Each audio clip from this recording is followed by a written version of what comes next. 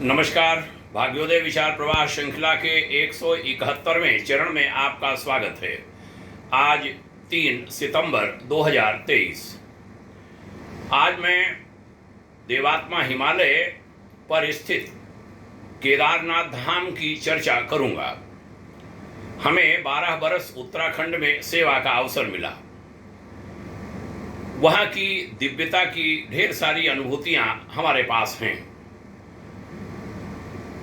हम सब अवगत हैं कि 9 राज्य भारतवर्ष में हैं जिनको हिमालयी राज्य कहा जाता है, जिसमें 2 देवभूमि हैं, देवभूमि उत्तराखंड और देवभूमि हिमाचल। देवभूमि उत्तराखंड के केदारनाथ धाम में एक शिव भक्त पहुंचे, उनकी ये कहानी है।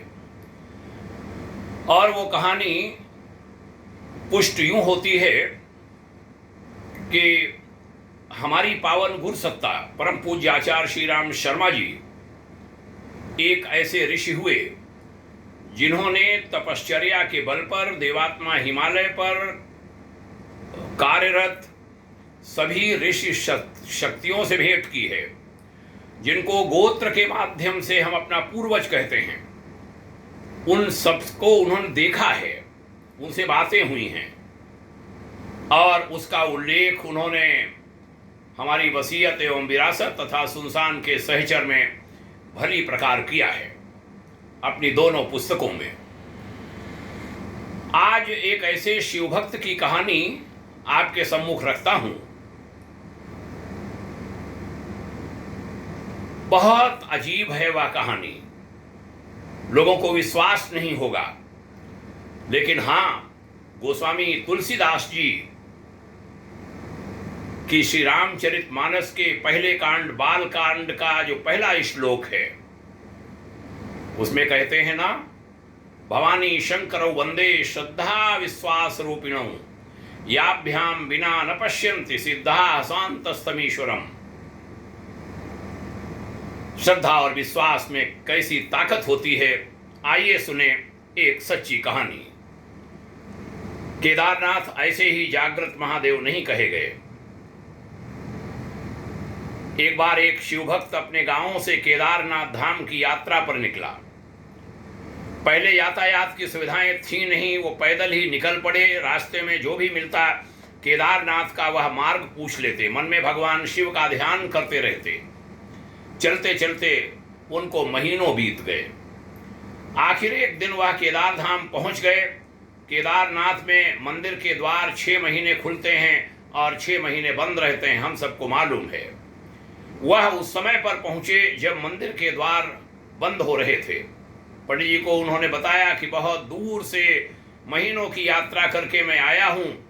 पंडित जी से प्रार्थना की, कृपा करके दरवाजे खोलकर प्रभु के दर्शन करा दीजिए, लेकिन वहां तो नियम है, एक बार बंद तो बंद, और वह गेट कपाट बंद हो गए थे। वह बहुत रोया, बार बार भगवान शिव को याद किया कि प्रभु बस एक बार दर्शन करा दो। वह प्रार्थना कर रहा था सभी से, लेकिन किसी ने भी उसकी सुनी नहीं। पंडित जी बोले, अब यहाँ 6 महीने बाद आना, 6 महीने बाद यहाँ के दरवाजे खुलेंगे। यहाँ 6 महीने बर्फ और ठंड पड़ती है और सभी जन वहाँ से चले जाते हैं। वहाँ से सभी चले गए। वह शिवभक्त वहीं पर रोता रहा। रोते रोते रात होने लगी, चारों तरफ अंधेरा हो रहा था, लेकिन उसे विश्वास था अपने शिवजी पर कि वे जरूर आएंगे और जरूर कृपा करेंगे। उसे बहुत भूख और प्यास भी लग रही थी। तभी उसने किसी के आने की आहट सुनी। देखा एक सन्यासी बाबा उसकी ओर आ रहा है। वह बाबा उसके पास आया और पास में बैठ गया। उसने सारा हाल सुना दिया और बोला, मेरा यहाँ आना व्यर्थ हो गया बाबा जी। बाबा जी ने समझाया और खाना भी दिया। फिर बहुत देर तक बाबा उससे बात करते रहे। बाबा जी को उस पर दया आ गई। वह बोले, बेटा मुझे लगता है सुबह मंदिर जरूर खुलेगा, तुम दर्शन जरूर करोगे। बातों बातों में इस भक्त को न जाने कब नींद आ गई। सूर्य के मध्यम प्रकाश के साथ भक्त की आंख खुली। उसने इधर उधर बाबा को देखा, किंतु वह कहीं नहीं थे। इससे पहले कि वह कुछ समझ पाता, उसने देखा पंडित जी आ रहे हैं। अपनी पूरी ब्राह्मण मंडली के साथ। उसने पंडित जी को प्रणाम किया और बोला, कल आपने तो कहा था मंदिर 6 महीने बाद खुलेगा और इस बीच कोई नहीं आएगा यहाँ, लेकिन आप तो सुबह ही आ गए। पंडित जी ने उसे गौर से देखा, पहचानने की कोशिश की और पूछा, तुम वही हो जो मंदिर का द्वार बंद करते समय आए थे, जो मुझे मिले थे? 6 महीने होते ही वापस आ गए तुम? उस आदमी ने आश्चर्य से कहा, नहीं, मैं कहीं नहीं गया, कल ही तो आप मिले थे, रात में मैं यहीं सो गया था, मैं कहीं नहीं गया। पंडित जी के आश्चर्य का ठिकाना नहीं था। उन्होंने कहा, लेकिन मैं तो 6 महीने बाद मंदिर बंद करके गया था, 6 महीने पहले, और आज 6 महीने बाद लौट रहा हूं। तुम 6 महीने तक यहाँ पर जिंदा कैसे रह सके?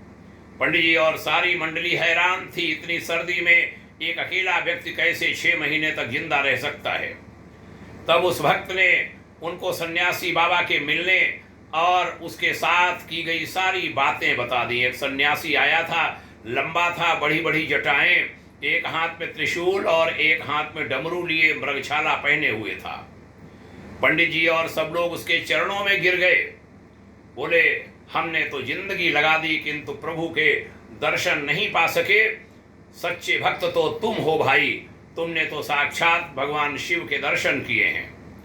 उन्होंने ही अपनी योग माया से तुम्हारे 6 महीने को एक रात में परिवर्तित कर दिया, बदल दिया, कालखंड को छोटा कर दिया। यह सब तुम्हारे पवित्र मन, तुम्हारी श्रद्धा और विश्वास के कारण ही हुआ है। आपकी भक्ति को हमारा प्रणाम। ये कहानी एक असली भक्त की कहानी है।